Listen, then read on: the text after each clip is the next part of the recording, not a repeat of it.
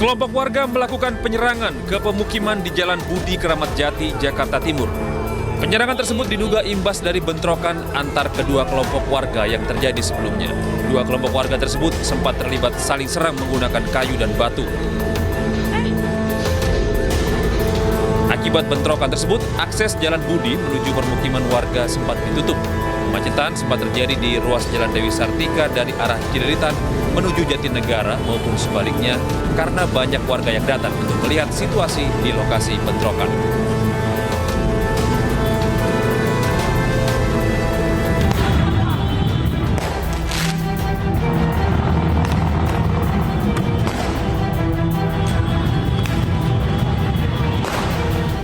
Aksi tawuran terjadi antara kelompok ormas dengan anggota geng motor di kawasan Tasbih 2, Jalan Gagak Hitam, Medan, Sumatera Utara. Puluhan anggota ormas yang sedang berkonvoi usai menghadiri acara pelantikan melakukan penyerangan terhadap warkop tempat para anggota geng motor nongkrong. Aksi balasan sering lempar batu dan tembakan menggunakan petasan pun terjadi. Bahkan dua mobil yang sedang terparkir di pinggir jalan mengalami kerusakan pecah kaca akibat lemparan batu.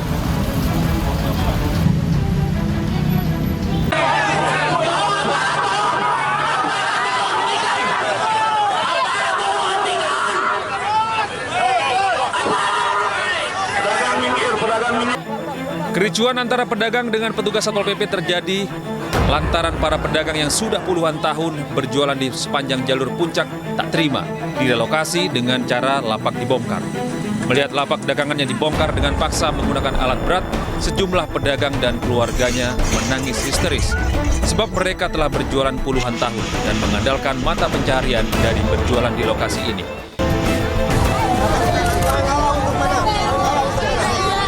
Tidak hanya menangis, sejumlah pedagang pingsan dan berteriak histeris saat proses pembongkaran paksa dilakukan petugas.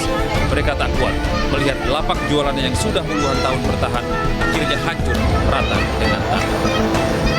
Tim Liputan iNews melaporkan.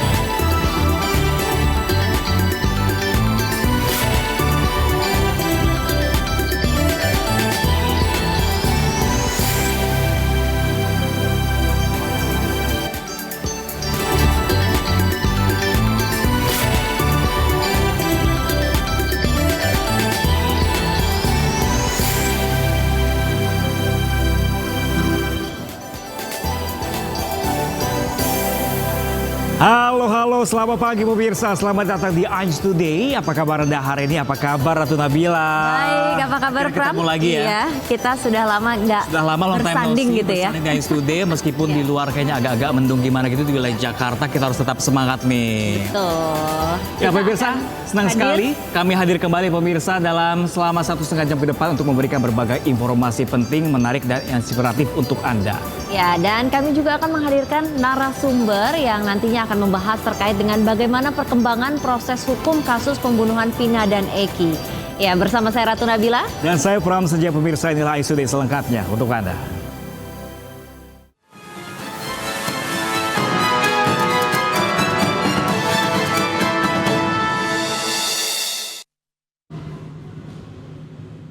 Orang tua siswa menggelar unjuk rasa mengkritik sistem penerimaan peserta didik baru atau PPDB di gedung DPRD Provinsi Jawa Barat. Ya, pemirsa, sistem PPDB ini dikritik melahirkan praktik jual beli bangku.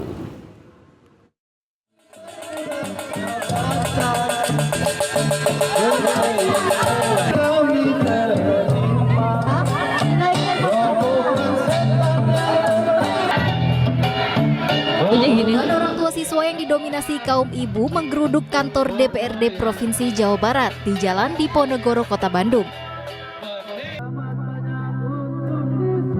Dengan membawa peralatan dapur, mereka menuntut agar sistem penerimaan peserta didik baru atau PPDB segera dibenahi.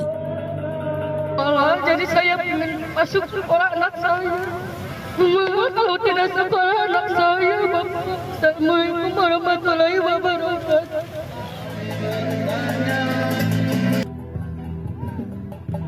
Dalam orasinya mereka mengkritik sistem PPDB yang dinilai bermasalah. Mulai dari minimnya kuota yang tersedia dan jumlah sekolah negeri yang belum memadai.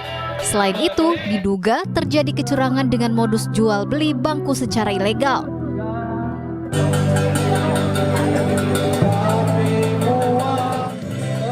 Para orang tua siswa menduga kuota afirmasi disalahgunakan untuk memasukkan siswa yang tidak lolos jalur prestasi, sehingga membuat orang tua siswa tidak mampu akhirnya tidak lolos seleksi PPDB. Jadi kuota afirmasi ini kan dibagi kuota afirmasi KTM murni itu hanya 15% dan 5% untuk kuota PDBK. Sementara yang kita tahu kalau kuota PDBK itu tidak mungkin terisi karena kebanyakan anak-anak yang berkebutuhan khusus mereka lebih memilih masuk ke sekolah-sekolah luar biasa atau SLB. Jadi kan segera melakukan perbaikan sistem, jangan terus setiap tahun seperti ini, dan untuk PPDB yang akan datang jangan pernah mengurangi jalur afirmasi yang memang itu merupakan haknya para siswa yang dari kategori kurang mampu. Para orang tua siswa ini kemudian diterima oleh perwakilan anggota DPRD Provinsi Jawa Barat. Mereka berdiskusi dan mendesak solusi atas kekacauan sistem PPDB. Dari Bandung, Jawa Barat, Ervan David, iNews melaporkan.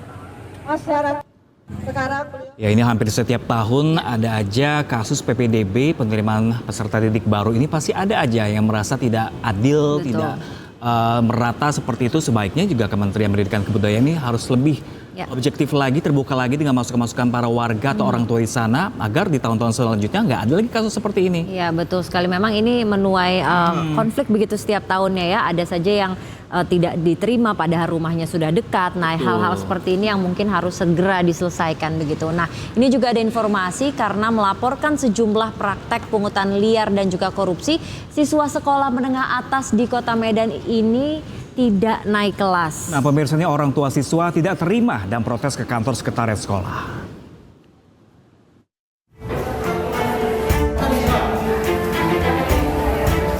Jadi Pak, tinggal kelas? Anak saya tinggal kelasnya karena absen katanya. Ini peraturan pemerintah, bukan sekolah swasta ini. Tidak terima anaknya tidak naik kelas, orang tua siswa sebuah SMA negeri di Kota Medan, Sumatera Utara mendatangi wali kelas. Orang tua siswa ini menanyakan alasan pihak sekolah yang dinilai tidak masuk akal terkait absensi anaknya. Ia bahkan menduga sentimen pribadi kepala sekolah terhadap anaknya karena laporan korupsi dan pungli yang ia layangkan ke Mapolda Su. Saya ambil instansi terkait, dinas, seluruhnya ke gubernuran, saya laporkan. Tapi tindakan tadi itu nggak ada. Ya jadi karena ada melanggar hukum, saya laporkan ke hukum, ke Polda. Atas laporan itu, Dinas Pendidikan Provinsi Sumatera Utara telah melakukan konfirmasi terhadap kepala sekolah dan meminta peninjauan ulang terkait siswanya yang tinggal kelas tersebut. Pastinya terakhir dipanggil tanggal 11 kemarin itu pun hanya menyampaikan ke orang tua kemungkinan anaknya akan tinggal kelas. Artinya tindak lanjut yang dilakukan oleh sekolah tidak ada menginformasikan ke orang tua kalau segini absennya ke depan nanti anaknya tinggal kelas. Maka kita sampaikan kemarin karena kurangnya pembinaan itu harap itu dipertimbangkan dan ditinjau ulang. Meski pihak Dinas Pendidikan Provinsi Sumatera Utara telah meminta untuk peninjauan keputusan tidak naik kelas, kepala sekolah tetap bersikeras dengan keputusan terakhir. Pihak sekolah juga membantah adanya sentimen pribadi antara orang tua siswa dan kepala sekolah. Tapi ingat ya, tidak ada, jangan dihubungkan dengan saya dilaporkannya itu dengan anak tinggal kelas. Tidak. Tapi saya sangat menyayangkan kenapa sampai dilibatkan anak ini. Berarti murni karena absen ya, Bu? Iya, murni. Terjaring karena kriteria kenaikan kelas sesuai dengan ketetapan dari Permendikbud itu dan ditetapkan di sekolah ini. Pihak sekolah juga menyayangkan orang tua siswa yang melibatkan sang anak dalam perkara dugaan korupsi dan pungli yang dilaporkan orang tua siswa tersebut ke Polda Sumatera Utara. Dari Medan, Sumatera Utara, Tim Liputan iNews melaporkan. Ya, semoga ini ada jalur kekeluargaan begitu ya, dan juga tidak merugikan anaknya karena kan kasihan juga ya karena memang anaknya ini kemudian tidak naik kelas disebut karena absennya kurang. Nah, apakah sebenarnya kan kalau absen kurang, nilai yang kurang itu ada data-data yang jelas nggak sih ya? Betul. Dan pihak sekolah seharusnya ada konfirmasi terlebih dahulu kalau anak ini absen tidak harus berkali-kali absen. Ya, diperingati terlebih dahulu begitu. Tapi balik lagi ini karena adanya pungli, dugaan pungli dalam sekolah tersebut ini juga harus diusut nih, dan sayangnya lagi si siswa ini dilibatkan dalam kasus tersebut, pemirsa. Nah, pemirsa, ini sementara itu Polda Sumatera Utara juga lakukan penyelidikan terkait dugaan korupsi dan pungli di SMA Negeri 8 Medan. Polisi juga sudah mengundang sejumlah guru untuk dimintai keterangan. Polda Sumatera Utara masih menyelidiki dugaan korupsi dan pungutan liar di SMA Negeri 8 Medan. Sebelumnya, orang tua salah satu siswa melaporkan Kepala Sekolah Rosmaida Purba ke Polda Sumatera Utara pada Februari 2024. Polisi telah memanggil sejumlah guru untuk memberikan keterangannya. Laporannya sudah kita terima dan saat ini sedang berproses di tahap penyelidikan yang menangani Subdit Tipikor di Treskrimsus Polda Sumatera Utara. Tak hanya ke polisi, dugaan korupsi dan pungli juga dilaporkan ke Dinas Pendidikan dan Pejabat Gubernur Sumatera Utara. Dari Medan, Sumatera Utara, Aminur Rashid, iNews melaporkan. Kita ke informasi selanjutnya, pemirsa. Pelaku pembakaran permukiman penduduk di Grogol Petamburan, Jakarta Barat nyaris diamuk warga. Ya, pelaku ditangkap, pemirsa, saat kembali ke rumahnya yang juga ikut terbakar.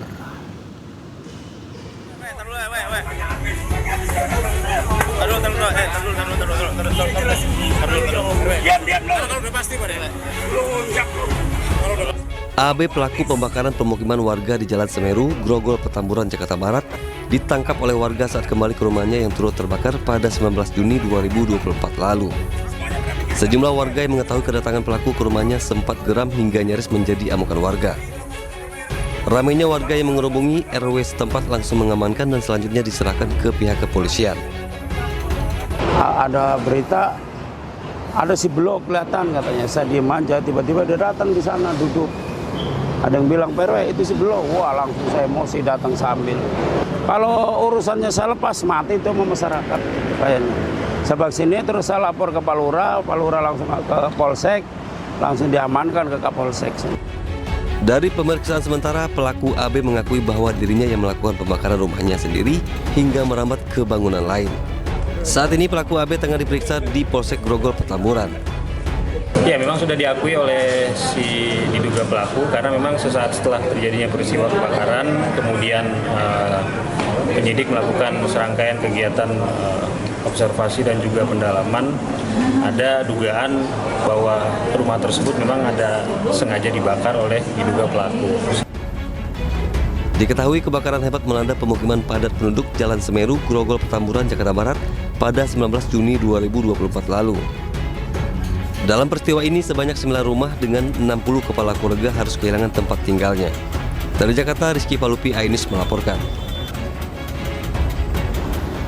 Seorang pria, pemirsa, di Kabupaten Deli Serdang, Sumatera Utara ini nyaris jadi sasaran amukan warga. Ya, pelaku ini diduga melakukan pelecehan seksual terhadap 3 orang anak.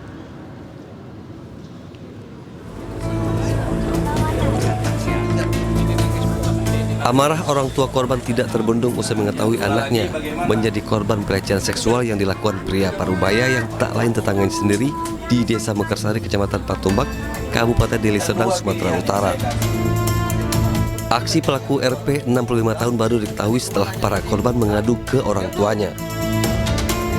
Saat diinterogasi, pelaku sempat membantah, namun setelah dihadapkan kepada ketiga korbannya, pelaku tidak bisa mengelak dan mengakui perbuatannya. Pelaku melancarkan aksi bejatnya dengan modus berpura-pura mengajak para korban melihat buah-buahan di belakang rumahnya. Menurut salah seorang petugas keamanan, pelaku diketahui pendatang yang baru tinggal lebih kurang 1 tahun di wilayah tersebut. Pelaku warga sini atau bagaimana? Warga pendatang, Pak. Dan apa tindakan kita, Pak? Tindakan kita proses hukum, karena kita tidak mau, Pak, desa kita ini kan yang ada hukum, ada tetua adat, ada tokoh agama. Kami semua warga Marinel menolak, Pak, adanya aksi bejat yang dilakukan oleh pendatang. Warga sini aja kita hukum konon pendatang gitu, Pak. Warga yang geram akan perbuatan pelaku nyaris memukul dan menghajarnya saat dibawa polisi ke Polrestabes Medan untuk dilakukan pemeriksaan. Dari Medan, Sumatera Utara, Aminur Rashid, iNews melaporkan. Aksi begal bersenjata api terjadi di Durensawit, Jakarta Timur. Ya, pemirsa, sebanyak 6 pelaku merampas sepeda motor korban dan uang tunai.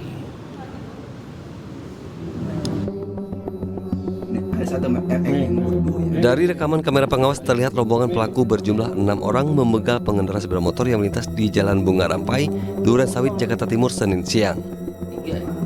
Pelaku merampas sepeda motor korban dan sejumlah uang tunai setelah membacok korban. Korban yang berjaket kuning mengalami luka di bagian tangan. Pelaku juga sempat melepaskan tembakan senjata api saat aksi begal tersebut mulai diketahui warga sekitar. Cepat sekali sih ya, saya juga lagi beres-beres Pak. Ya. Tiba-tiba ada astagfirullahaladzim, tolong gitu doang. Ya. Terus saya lihat bawa senjata. Saya takut Pak, bawa senjata api sama bawa golok. Berapa orang pelaku? 3 motor Pak. 3 motor kira-kira 6 orang badannya gede-gede. Ya. Sementara kepolisian sektor Durensawit yang tiba di lokasi langsung melakukan olah TKP. Petugas mengecek CCTV dan memeriksa sejumlah saksi terkait kejadian tersebut. Lebih lanjut kami akan melaksanakan penyelidikan lebih intensif lagi. Semoga cepat terungkap ini kasusnya ya. Oke.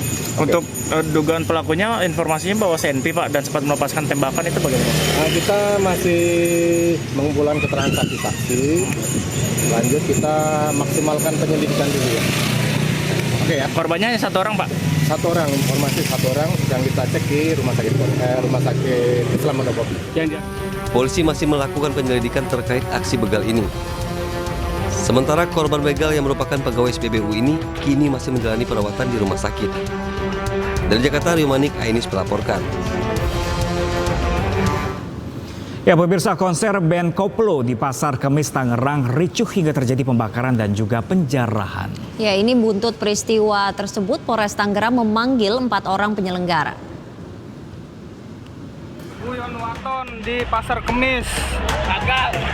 Konser musik band Koplo ricuh, penonton membakar dan merusak sejumlah properti konser dan melakukan penjarahan. Penonton kecewa lantaran band Koplo, NDXAK, Vel Koplo, dan Goyan Waton yang dijanjikan penyelenggara tidak jadi tampil.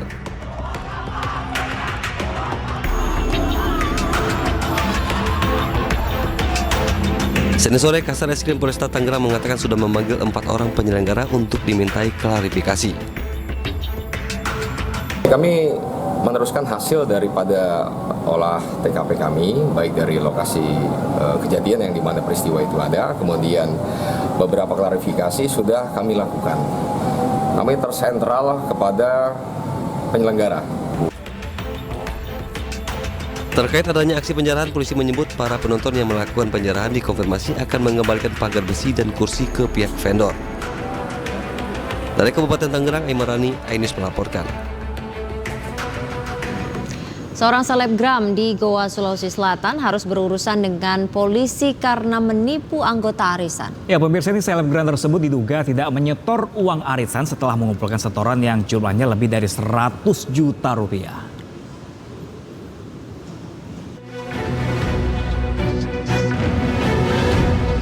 Selebgram inisial WI ditangkap polisi dari Polres Goa, Sulawesi Selatan di salah satu perumahan mewah. Perempuan berusia 24 tahun ini diduga menipu anggota arisan dengan total kerugian hingga 111 juta rupiah. Modus pelaku dengan mengajak puluhan anggota untuk mengikuti arisan tersebut, namun setelah uang terkumpul, uang setoran tidak diserahkan pada yang berhak menerima. Jadi awalnya korban itu sendiri membentuk arisan sebanyak 30 orang. Nah, dari arisan itu yang naik pertama itu adalah pelaku saudara Widiawati ini dengan total uang sebanyak 40.200.000 rupiah. Nah, seiring dengan perjalanan waktu sampai arisan itu selesai, masih ada tunggakan dari arisan itu yang tidak dibayarkan oleh saudara pelaku ini sebesar 30.100.000 rupiah. Hingga kini polisi masih mendalami kasus ini dan atas perbuatannya selebgram ini terancam hukuman 4 tahun penjara. Dari Kabupaten Goa, Sulawesi Selatan, Bukma, iNews melaporkan. Waduh, udah jangan main-main deh ya kalau kita pegang uang orang ya. Ini ujung-ujungnya arisan bodong ya, nggak sih? apalagi kalau kita kenal atau nggak kenal, bahkan Betul. katanya kalau kata pakar kriminal ya, orang terdekat adalah orang yang dapat dipastikan dapat memicu atau melakukan tindakan kriminal lebih tinggi begitu ya. Nah, sekali. itu dia mungkin harus lebih hati-hati lagi begitu ya kalau jangan sampai mau percaya kita sekali dengan benar. iming-iming dengan jumlah uang yang sekian besarnya, ternyata ujung-ujungnya disetorin. Kita ke informasi selanjutnya, pemirsa, ini heboh di sosial media di mana pengunjung Taman Safari Indonesia memberikan makan kuda Nil dengan sampah plastik. Nah, ini sempat saya lihat juga begitu ya di sosial media dan terus terang ini menyedihkan nggak sih? Membuat geram gitu. Coba di posisi dibalikan, manusia yang makan plastik gimana? Nah, pemirsa, pihak Taman Safari berencana melaporkan pelaku ke pihak berwajib.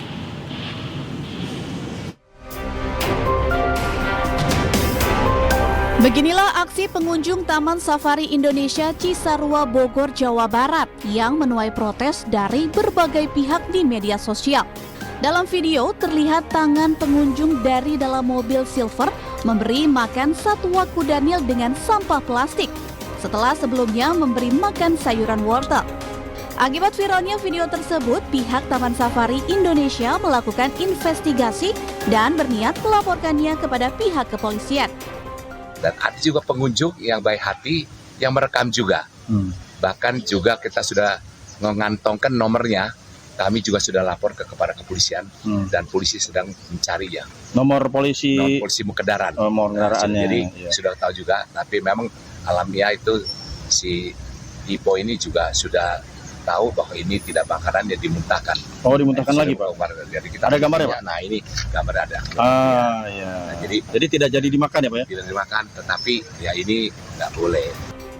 Pihak Taman Safari mengaku kejadian ini bukan kali pertama setelah sebelumnya hewan yang sama diberi makan botol plastik serta minuman keras.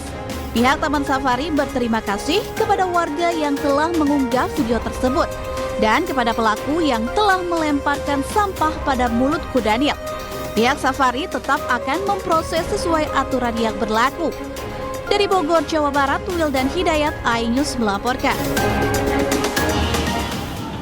Ya, walaupun tidak jadi dimakan gitu ya oleh kuda Nilnya, tapi ini jadi perhatian untuk kita semua. Tolonglah begitu ya. Kita juga harus berbaik hati dengan makhluk-makhluk Tuhan seperti itu. Dan pemirsa, ini sebenarnya kasus ini nggak cuma sekali pertama aja loh. Pernah juga di tahun-tahun lalu ada juga kasih sampah ke mulut binatang di sana. Coba deh, ini ada sanksi tegasnya nggak sih? Ada sanksi sosialnya? Misalnya manusia ikut merawat itu kuda Nil selama sebulan. Iya, kita harus punya empati dari diri sendiri begitu ya. Karena itu kan juga makhluk hidup. Betul sekali. Pemirsa, ini Polda Sumatera Barat periksa personil secara internal terkait tewasnya bocah usia 13 tahun di bawah jembatan yang diduga dianiaya oknum polisi. Ya, jangan kemana-mana. iNews Today masih akan kembali sesaat lagi.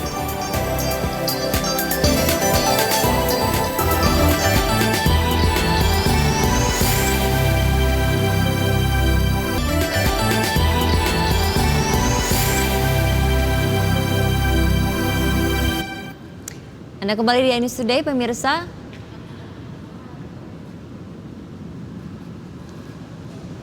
Anda kembali di iNews Today, pemirsa. Usai ditangkap dan juga menjalani pemeriksaan selama 3 hari oleh penyidik Satuan Reserse Narkoba Polres Metro Jakarta Barat, Virgun Putra Tambunan dan juga rekan wanitanya ditetapkan sebagai tersangka.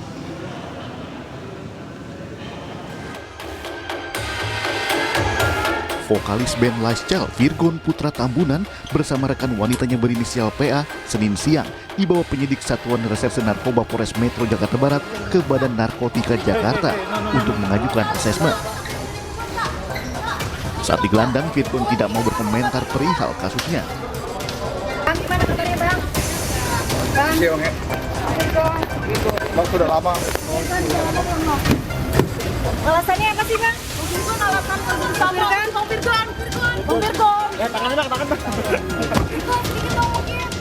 Namun, sebelum dibawa ke BNNPI Jakarta, Virgun dan rekan wanitanya ditetapkan sebagai tersangka oleh penyidik Satuan Reserse Narkoba Polres Metro Jakarta Barat usai gelar perkara bersama Biro Wasidik Direktorat Narkoba Polda Metro Jaya. Ya, ini kan kita sedang melakukan kegiatan asesmen. Jadi kita tidak secara subjektif menetapkan yang bersangkutan sebagai tersangka lalu nanti ke depannya seperti apa. Kita tetap meminta saran masukan dari tim asesmen terpadu BNNB, apa yang menjadi rekomendasi dari tim asesmen terpadu tersebut yang nanti akan kita laksanakan.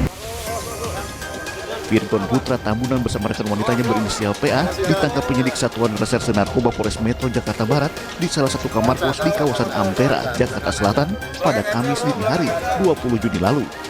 Dengan alat bukti 1 klip narkoba jenis sabu serta alat hisapnya.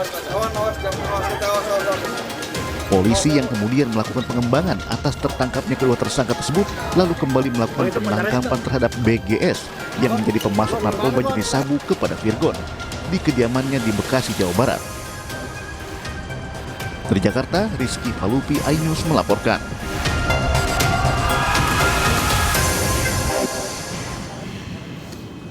Ya, itu dia tadi ya informasi yang cukup menyengangkan karena sempat juga dulu beberapa bulan lalu ya ini konflik rumah tangga. Betul Virgon pun sempat juga mengeruak antara Inara dan juga Virgon dan sekarang tersandung masalah kasus narkoba. Sangat disayangkan sekali ya, semoga ini akan menjadi sebuah titik terang dan pelajaran begitu ya. Kalau jika ada masalah jangan malah mengalihkannya ke hal-hal yang buruk pemirsa. Kita harus ke kegiatan harus menggali positif. ke dalam diri. Lebih baik banyak olahraga nggak sih? Lebih nggak stres lagi. Betul sekali. Ya, ini ada informasi lagi dari ada dua pekerja yang di wahana pasar malam pemirsa di kawasan Pasar Rebo, Jakarta Timur ini terlibat cekcok hingga berujung perkelahian dan juga pembakaran. Iya, pertikaian ini dipicu karena hutang piutang sebesar Rp70.000.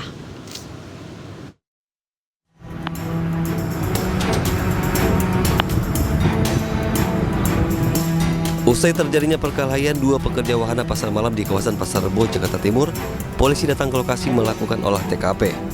Dari lokasi, polisi mengamankan barang bukti pakaian korban. Peristiwa bermula saat korban AMG yang merupakan pameran tuyul di wahana rumah hantu dan pelaku EST yang merupakan pekerja di wahana Tong Setan terlibat cekcok lantaran hutang piutang sebesar Rp70.000. Perkelahian keduanya berujung pada aksi pembakaran. Akibatnya AMG mengalami luka bakar mencapai 37% di bagian leher, tubuh, dan lengan. Luka bakarnya dari dokter spesialis bedah plastiknya mendiagnosa luka bakarnya 37%. 37%. Di bagian apa terparah? Di bagian leher, bagian badan, depan belakang, sama di lengan. Hingga kini kondisi korban sudah mulai berangsur normal dan masih menjalani perawatan di RSUD Pasar Rebo. Sementara pelaku EST kini masih menjalani pemeriksaan oleh pihak kepolisian. Dari Jakarta, Rio Manik, iNews melaporkan. Ini juga ada yang masih menjadi misteri sampai hari ini. Keluarga narapidana kasus pembunuhan Vina dan Eki melaporkan mantan Ketua RT 2 Karya Mulia Kota Cirebon Abdul Pasren ke Mabes Polri. Nah, ini Abdul Pasren pemirsa dituding memberikan kesaksian palsu dan memberatkan para narapidana.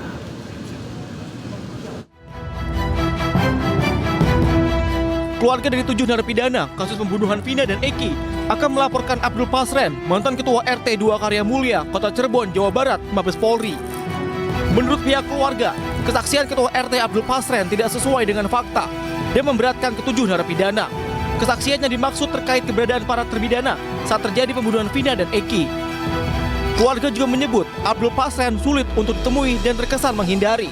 Karena selama ini Bapak Abdul Pasren tidak mau muncul di hadapan kami dan tidak mau jujur. Karena kami semua percaya bahwa anak-anak kami tidak bersalah. Kalau kesaksiannya gimana sih Bu? Kesaksiannya siapa Pak? Abdul Pasren. Karena Bapak Pasren tidak mengakui kalau anak-anak kami tidur di rumah anaknya Bapak Abdul Pasren. Keluarga terpidana akan didampingi kuasa hukum dari Peradi untuk melaporkan Abdul Pasren. Dari Cirebon, Jawa Barat, Miftahudin, iNews melaporkan. Pemirsa, puluhan warga dan keluarga terpidana kasus pembunuhan Vina dan Eki minta mantan Ketua RT Abdul Pasren muncul dan memberikan kejelasan. Informasi selengkapnya sesaat lagi pemirsa, jangan kemana-mana, tetaplah bersama kami di iNews Today akan segera kembali untuk Anda.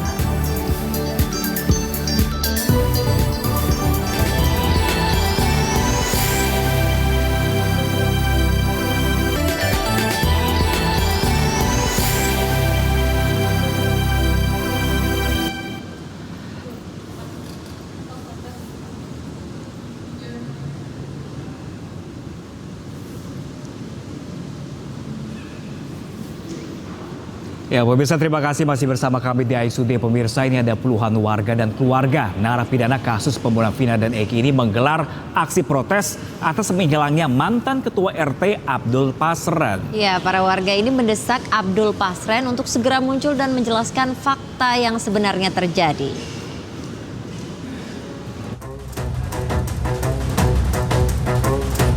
Dengan membentangkan spanduk dan sejumlah poster, puluhan warga dan keluarga 5 terpidana kasus pembunuhan Vina dan Eki melakukan aksi protes yang digelar di sekitar Jalan Saladara, Karya Mulia, Kota Cirebon, Jawa Barat. Berbagai poster yang dibentangkan bertuliskan agar Pak RT Pasren diminta muncul dan menjelaskan fakta sebenarnya, lantaran kesaksian Pak RT dianggap memberatkan para narapidana. Warga juga menganggap para narapidana tidak bersalah dan segera membebaskannya. Selama ini para narapidana merupakan korban fitnah. Keluarga terpidana memohon kepada Bapak Polisi yang terhormat, kalau memang anak-anak kami, adik-adik kami, saudara kami tidak bersalah, bebaskanlah, keluarkanlah, kasihanilah mereka. Selain melakukan protes, warga juga berencana menggelar doa bersama di sekitar rumah tinggal Pak RT Abdul Pasren guna menuntut keadilan dan berharap para narapidana dibebaskan. Dari Cirebon, Jawa Barat, Miftahudin Ainus melaporkan. Ya, pihak Polda Jabar selaku termohon mangkir dalam sidang perdana pra-peradilan Peggy Setiawan Senin kemarin. Nah, alhasil pemirsa, ini Hakim Tunggal Eman Sulaiman memutuskan sidang ditunda hingga pekan depan 1 Juli 2024.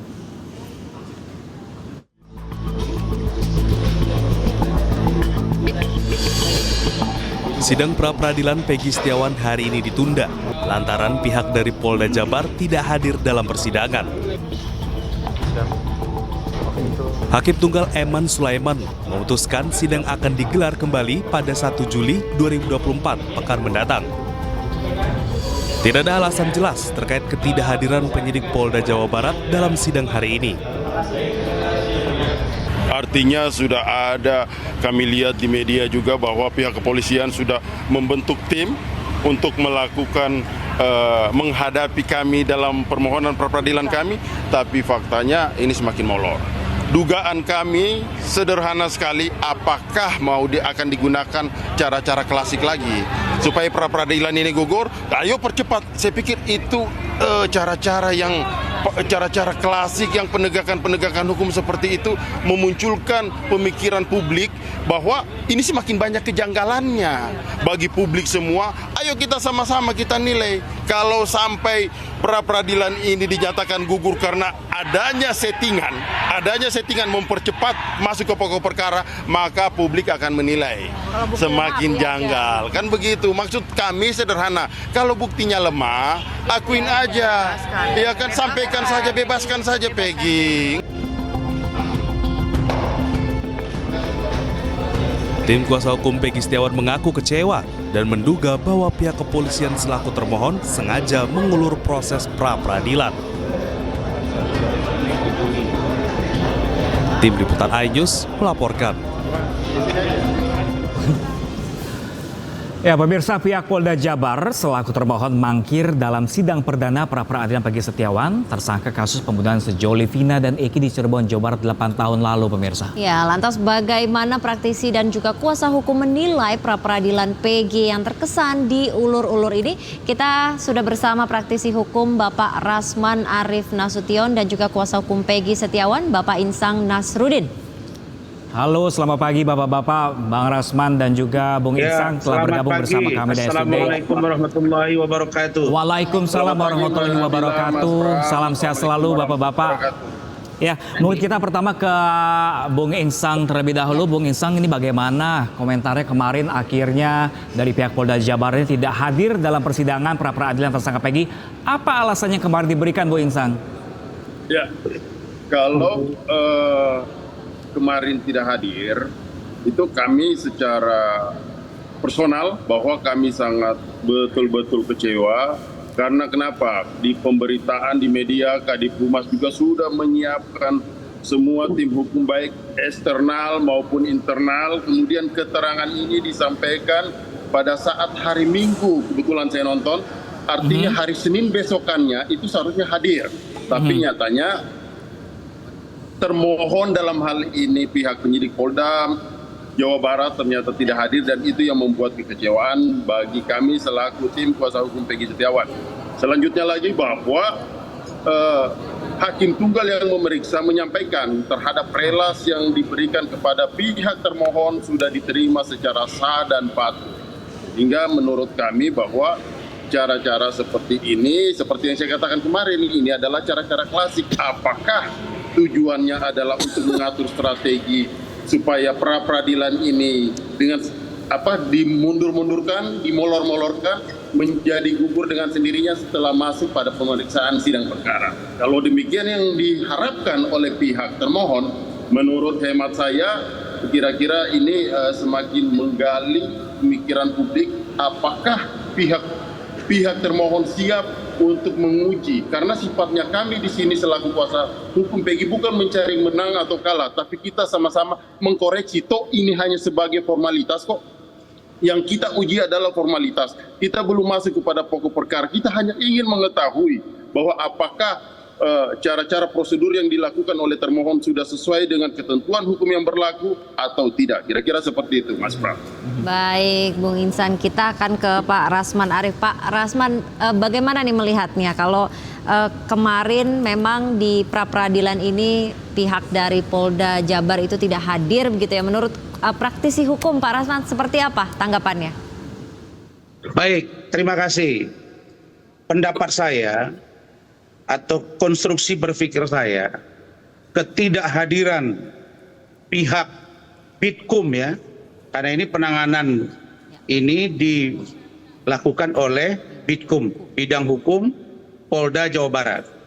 Ketidakhadiran pihak mereka itu masih dalam ruang dibolehkan, ya, dibolehkan, dan bisa saja pihak dari Polda Jabar, dalam hal ini Bitkumnya, mungkin mereka masih mengumpulkan data fakta tambahan ya, di luar yang sudah diserahkan ke kejaksaan terkait dengan saudara Peggy.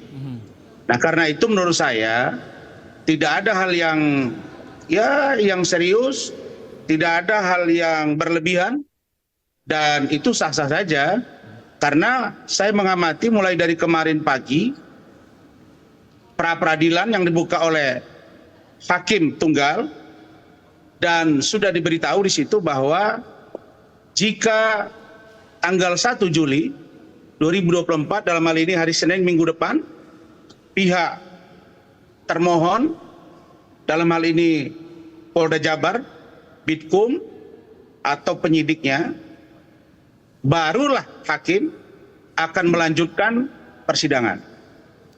Nah, karena itu kita harus positive thinking dulu bahwa Polda Jabar belum datang kemarin, itu mungkin dalam rangka ya untuk memperdalam jawaban-jawaban, fakta-fakta yang tentu saja itu tidak masuk ke pokok perkara. Karena itu yang diperiksa adalah status tersangka, apakah sudah sesuai atau tidak, status penahanan sesuai atau tidak, penyitaan sesuai atau tidak, itu semuanya tentu mengacu pada undang-undang.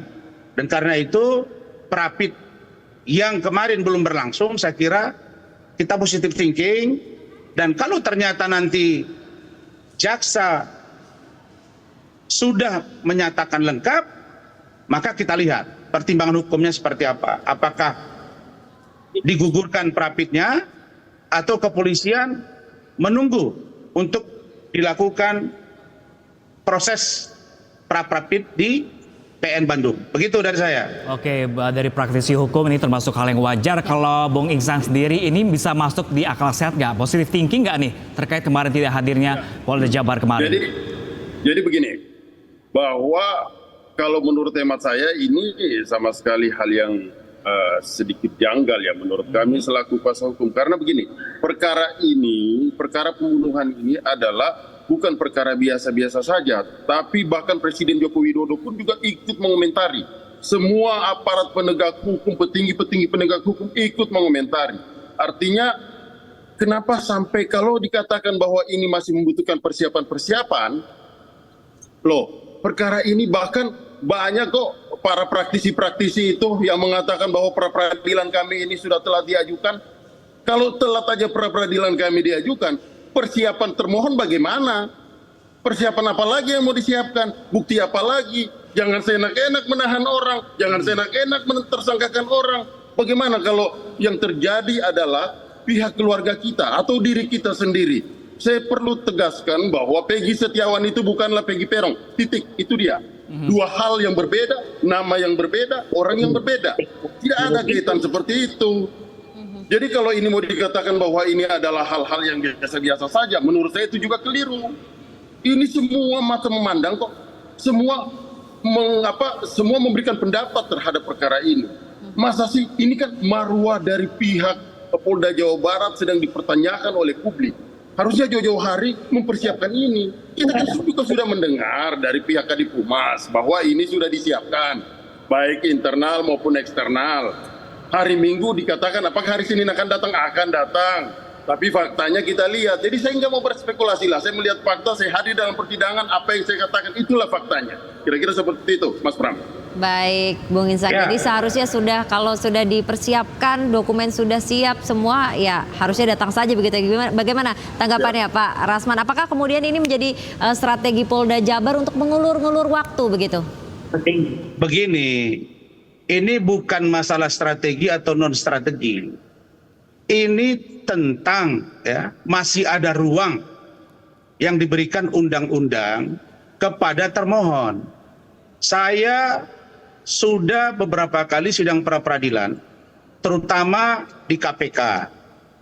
Dan ketika kita mengajukan prapit, itu sering sekali pihak KPK mereka tidak datang. Nah, kenapa? Mungkin mereka sedang mengumpul data karena kita paham bahwa kasus Peggy ini menarik perhatian masyarakat. Dan itu pasti. Kenapa? Karena orang pertama Presiden Republik Indonesia Pak Jokowi sendiri pun itu sudah angkat bicara, sudah angkat suara. Pak Kapolri juga sudah angkat bicara, atau angkat suara. Kadif Humas juga. Nah, jadi saya pikir kita menunggu. Kita lihat hari Senin ini apakah mereka datang atau tidak, apakah P21 atau tidak. Tapi satu poin yang ingin saya sampaikan, bahwa saya berharap pihak kuasa hukum Peggy jangan serta-merta mengatakan bahwa ini bukan Peggy Peron, tapi Peggy Setiawan. Kalau saya balik lagi, pertanyaannya itu, kenapa tidak juga ditanyakan, diargumentasikan? Kenapa kok namanya di Bandung jadi Robi? Kenapa berubah dari Peggy Setiawan menjadi Robi? Kalau saya kaitkan lagi dengan orang tuanya, Pak Rudi Irawan, di Cirebon namanya Rudi Irawan, di Bandung namanya Ahmad Saprudi. Nah, artinya apa? Kita bisa berpikir, kita bisa berimajinasi, kita bisa menduga bahwa ya kepolosan wajah seseorang, apakah Peggy, apakah orang tuanya, tapi tetap saja bisa diproses secara hukum. Kalau itu nanti teori pembuktiannya ada di peradilan ketika prapit ditolak. Tapi kalau prapit diterima, automatically status tersangka dari saudara Peggy Setiawan itu akan gugur. Dan inilah dibutuhkan kejernihan kita nanti bersama-sama, terutama para pengacaranya, untuk mengadu data, apakah sudah tepat penetapan tersangka, apakah sudah tetap ditahan, apakah sudah tepat ditahan, apakah sudah tepat disita. Saya kira yang tiga ini yang menjadi argumentasi mendasar tentang pola penegakan hukum di pra-peradilan. Sekali lagi dia pra-peradilan. Saya kira saudara Insang Nasrul ini sudah sangat paham, dan karena itu saya berharap agar kasus ini bisa cepat selesai, tapi tidak boleh satu orang pun yang memaksakan diri kecuali prosesnya ada di peradilan. Saya kira begitu. Oke, Bung Ihsan menjawab dari saran Bung Risman seperti apa dengan banyaknya identitas dari Peggy. Jadi begini, bahwa kalau berkaitan terhadap sebuah identitas atau apalagi sebuah penamaan, untuk mengukurnya dari mana? Ya tentunya dari KTP yang bersangkutan, dari ijazah yang bersangkutan, dari akta kelahiran yang bersangkutan. Kalau kita merujuk kepada klien kami Peggy Setiawan, boleh dicek dimanapun, di dukcapil manapun, bahwa dia hanya memiliki KTP 1, yaitu bernama Peggy Setiawan. Kemudian saya ingin sedikit bertanyakan bahwa yang mensematkan nama Peron kepada Peggy Setiawan itu siapa? Karena baik tetangga, kawanan, keluarga dan famili semuanya tidak ada pernah menyematkan nama Peron. Bahkan teman sepergaulannya pun juga tidak ada pernah menyematkan Peggy Setiawan itu adalah atau disebut dengan Peggy Peron. Makanya asal mula Peggy Peron ini siapa yang menyematkan? Kemudian yang kedua lagi, bahwa yang di Bandung dikatakan bahwa itu adalah Robi, sebenarnya itu juga adalah kekeliruan. Karena begini, sudah disampaikan oleh bos tempat bekerja Peggy Setiawan. Jadi begitu Robi balik ke Cirebon, si pemilik kosnya ini karena dekat dengan si Robi, maka dia memanggilnya Peggy Setiawan itu adalah Robi. Inilah yang selalu dia panggil, tapi maksud saya bukan begitu. Kalau seorang tersangka apalagi DPO, seharusnya kan semuanya datanya sudah jelas. Jangan dikait-kaitkan, jangan dikasih masuk bahwa ini dicocok-cocokkan. Enggak bisa seperti itulah. Kemudian begini, Peggy Setiawan itu ditersangkakan itu baru di tahun 2024. Di posisi sekitar tanggal 21 Mei 2024. Pertanyaan saya satu sederhana, bahwa apakah waktu di DPO kan dia tidak dalam status tersangka? Oke, baik. Bisa saya jawab nggak ini?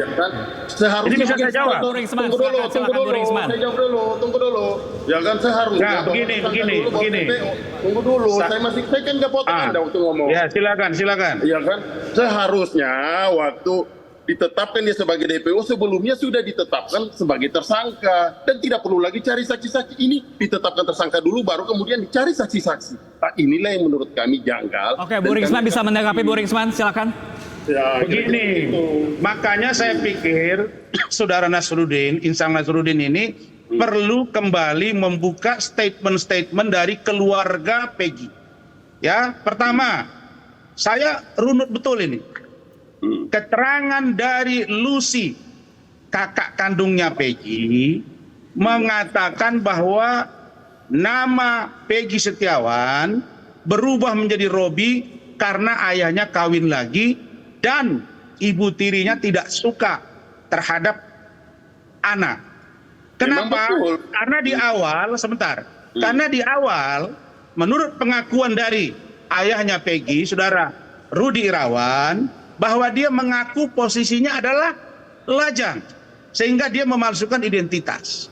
Nah, kalau kita runut cerita RT yang memberikan kontrakan, dia itu diperkenalkan oleh bapaknya sebagai keponakan yang bernama Robi. Jadi clear bahwa ketua RT, yang mengontrakkan rumah itu mengaku bahwa dia diberitahu oleh Pak Ahmad Saprudi, ya, yang mereka tahu Ahmad Saprudi, bukan Rudi Irawan. Karena namanya Pak Rudi Irawan itu di Bandung berubah menjadi Ahmad Saprudi. Sedangkan Peggy diperkenalkan sebagai keponakan yang bernama Robi. Nah, kalau kita lihat dalam KUHP alat bukti itu, bukti petunjuk itu mengarah kepada Peggy Setiawan. Adapun Peggy Peron, polemik nama mungkin nanti akan dibahas mungkin di pra peradilan nanti. Kalau Pak Bung Risman lihat ini, Bung Risman. 70 orang saksi yang diperiksa oleh Polda Jabar, 17 orang mengatakan itu adalah Peggy Setiawan alias Peggy Peron. Baik. Nanti kita lihat. Permasalahan nama masih berkecamuk di sini. Nanti kita bahas mungkin di pra peradilan nanti. Pekan depan, Bung Ihsan, pastikan kalau nanti Polda Jabar tidak kembali hadir, apakah pra peradilan masih akan terus berlanjut pada hari Senin depan nanti? Iya, kami tinggal menunggu saja.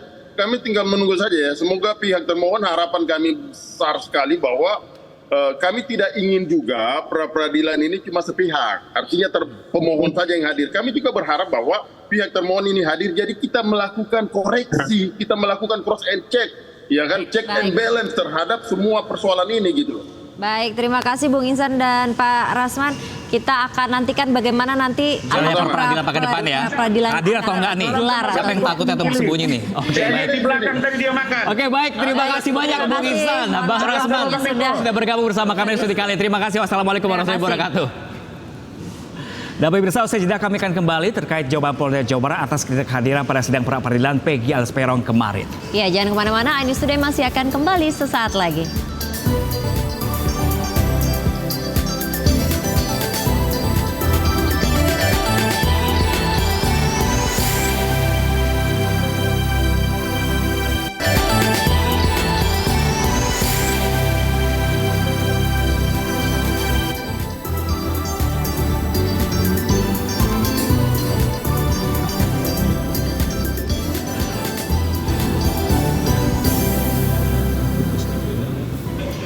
Terima kasih Anda masih bersama iNews Today. Pemirsa, Polisi Daerah Jawa Barat menyatakan siap untuk menghadapi sidang gugatan pra-peradilan yang diajukan oleh Peggy Setiawan terkait dengan pembunuhan Vina dan Eki di Cirebon 2016 silam. Ya, namun sayang pemirsa, di saat sidang perdana pra-peradilan digelar kemarin, pihak kepolisian tidak hadir.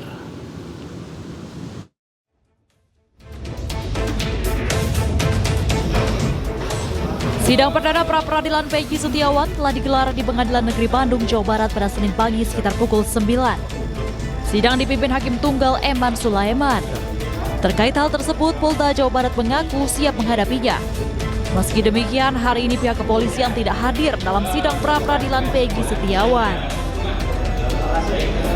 Besok ya, bahwa kami akan menghadapi gugatan sidang pra-peradilan yang diselenggarakan terhadap gugatan penetapan tersangka PS.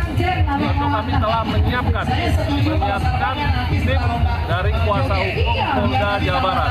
Sejauh ini kami sudah berkoordinasi juga dengan pihak pengadilan terkait dengan waktu pelaksanaan dari sidang pra-peradilan, dan kami sudah siapkan dan kami siap menghadapi gugatan pra-peradilan dari kuasa hukum maupun keluarga tersangka PS. Kabid Humas Polda Jawa Barat Kombes Pol Jules Abraham Abbas juga menyampaikan bahwa tim hukum Polda Jabar rencananya hadir pada sidang pra-peradilan. Namun dirinya belum mengungkap berapa jumlah tim kuasa hukum dari Polda Jawa Barat yang akan ikut dalam sidang.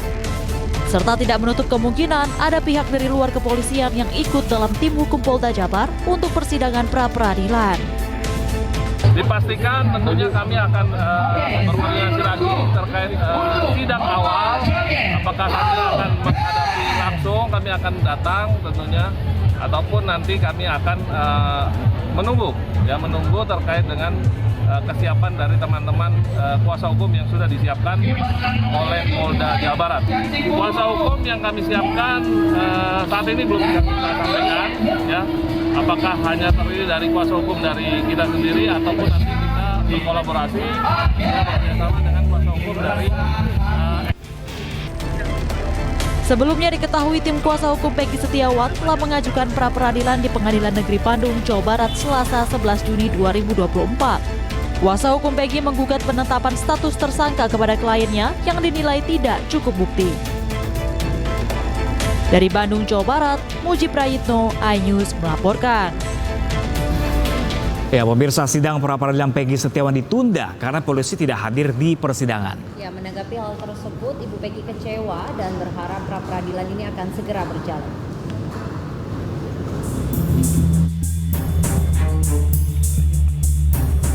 Ibunda Peggy Setiawan menyaksikan jalannya sidang pra-peradilan Peggy Setiawan. Ia juga menyaksikan jalannya sidang yang singkat lantaran pihak kepolisian tidak hadir dalam persidangan itu. Ibunda Peggy kecewa sidang pra-peradilan Peggy ditunda hingga tanggal 1 Juli mendatang. Pasalnya, Ibunda Peggy sebelumnya sangat mengharapkan agar bisa pra-peradilan segera digelar. Sebelumnya, ia berharap sidang pra-peradilan segera memutuskan Peggy tidak bersalah. Ya, saya harapannya semoga sidang cepat digelar dan anak saya segera bebas dan pulang karena anak saya tidak bersalah. Saya sangat kecewa sekali untuk pengunduran sidang ini. Keluarga Peggy Setiawan hanya bisa pasrah dan menyerahkan proses hukum kepada tim kuasa hukumnya. Dari Cirebon, Jawa Barat, Toy Iskandar, iNews melaporkan. kalau mama pagi mau ke sini Peggy pasti malamnya mimpi ada Peggy, ada Robi, ada Lucy. Apa yang ingin disampaikan lagi soal peradilan ini? Karena kasus ini jalan atau tidak kan nanti tergantung putusan daripada jaksa ya. Jaksa akan melihat, akan menilai ya berkas yang diajukan oleh kepolisian ya, apakah itu sudah memenuhi syarat atau tidak ya. Nanti jaksa yang akan memberikan penilaian dan memberikan petunjuk ya, apa yang misalnya yang dibutuhkan, apa yang kurang ya dari berkas-berkas yang diajukan oleh penyidik Polda Jawa Barat ya. Saya kira mungkin ini ada kaitannya juga dengan berkas yang sampai saat ini disampaikan oleh penyidik Polda Jawa Barat ke kejaksaan ya sebagai penuntut umum ya. Baik, jadi apakah Anda melihatnya bahwa polisi sengaja mengulur-ulur waktu agar berkas Peggy di kejaksaan kemudian segera dinyatakan lengkap dalam kurun waktu kurang dari 14 hari sehingga pokok perkaranya bisa segera disidangkan dan pra-peradilan ini gugur begitu ya Pak Edi? Ya tentunya memang ini akan menjadi dasar polisi ya. Ketika misalnya jaksa menetapkan, jaksa memberikan suatu putusan bahwa berkasnya sudah lengkap ya, dengan sendirinya maka pra-peradilan ini memang tidak perlu dilakukan ya, karena memang sebetulnya yang utama itu adalah di pengadilan ya. Pengadilan ini akan diuji oleh pengadilan ya, dan sekarang saya kira tinggal menunggu putusan daripada jaksa ya yang ditunjuk sebagai penuntut umum di dalam kasus Peggy ini ya. Ya kita juga belum tahu persis ya apakah memang apa yang menjadi alasannya, tapi mungkin ini lebih kepada strategi daripada proses hukum yang dilakukan oleh Polda Jawa Barat ya. Baik, sidang ini diundur dan dilanjutkan kembali atau dimulai pada 1 Juli mendatang. Apakah nantinya pada tanggal 1 Juli polisi kemudian hadir, kemudian sidang pra-peradilan berjalan selama 7 hari, mungkinkah ada celah kejaksaan bisa melengkapi berkas-berkas Peggy di sepanjang kurun waktu tersebut? Ya, sih diharapkan memang demikian ya. Semakin ada putusan dari jaksa sebagai penuntut umum di sini ya, tentu ya akan semakin baik ya.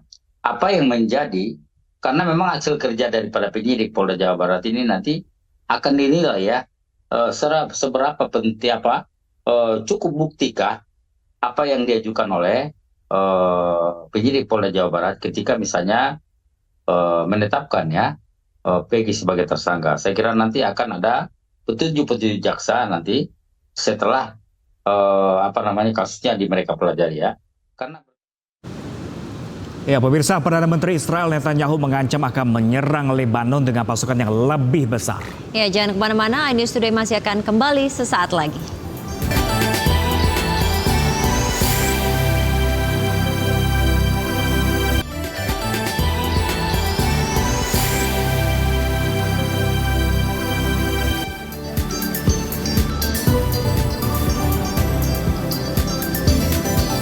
Kameranya Kak,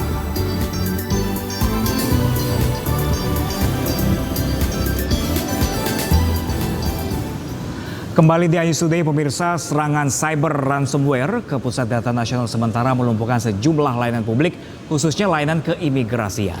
Ya, pelaku serangan juga dideteksi meminta uang tebusan senilai 8 juta US dollar atau sekitar 131 miliar rupiah.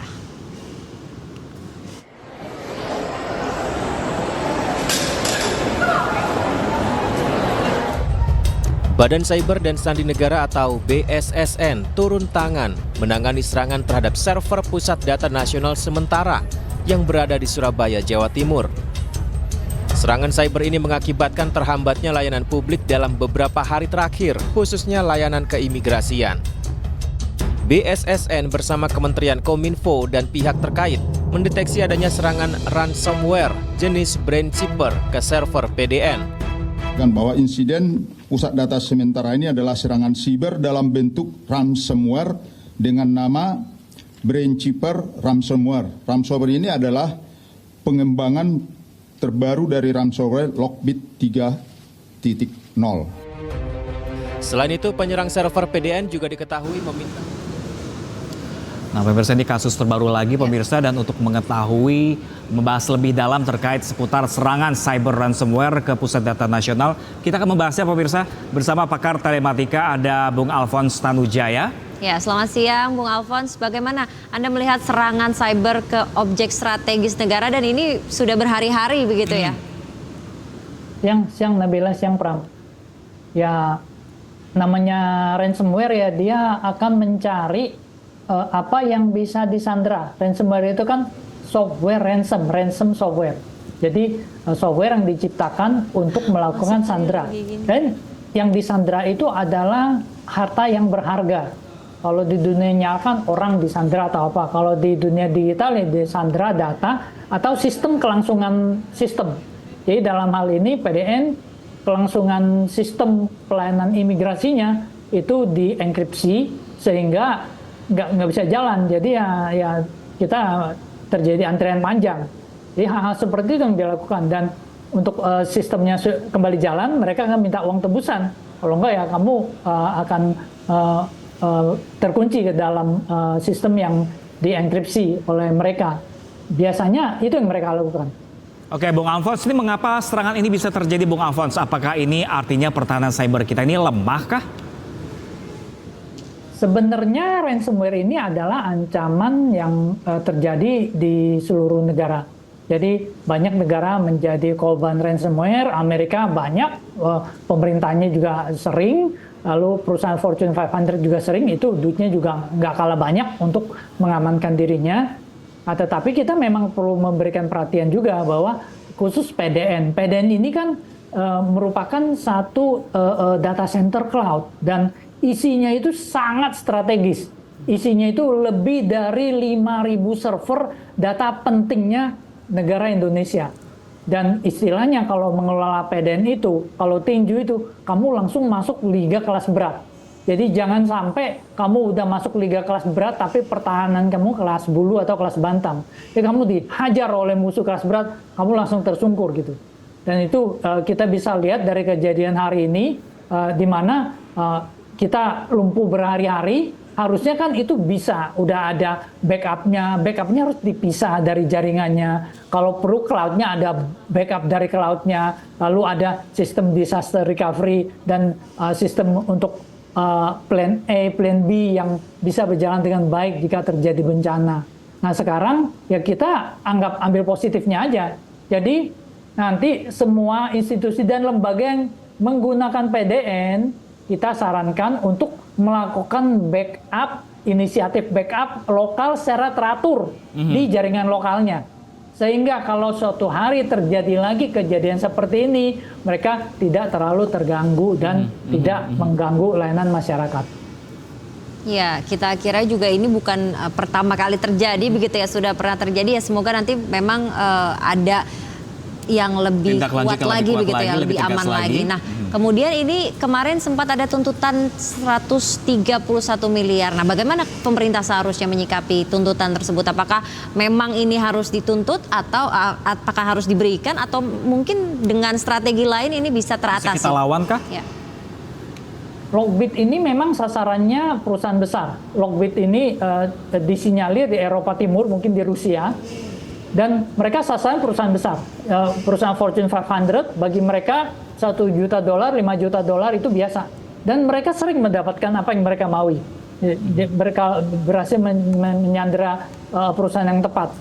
Dan kami sebagai praktisi security sangat tidak menyarankan hal ini untuk diikuti. Jangan dibayar. Kenapa? Karena akan memberikan pesan bahwa kamu cari aja sistem yang kritikal, kamu sandra, lalu minta uang sebesar-besarnya, pemerintah punya uang, mereka akan bayar.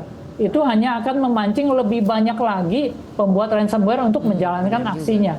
Jadi memang kita tidak perlu layani, tetapi kita perlu tahu juga konsekuensinya gitu loh. Konsekuensinya adalah kita kalau nggak melakukan backup yang baik, ya layanan akan terhenti.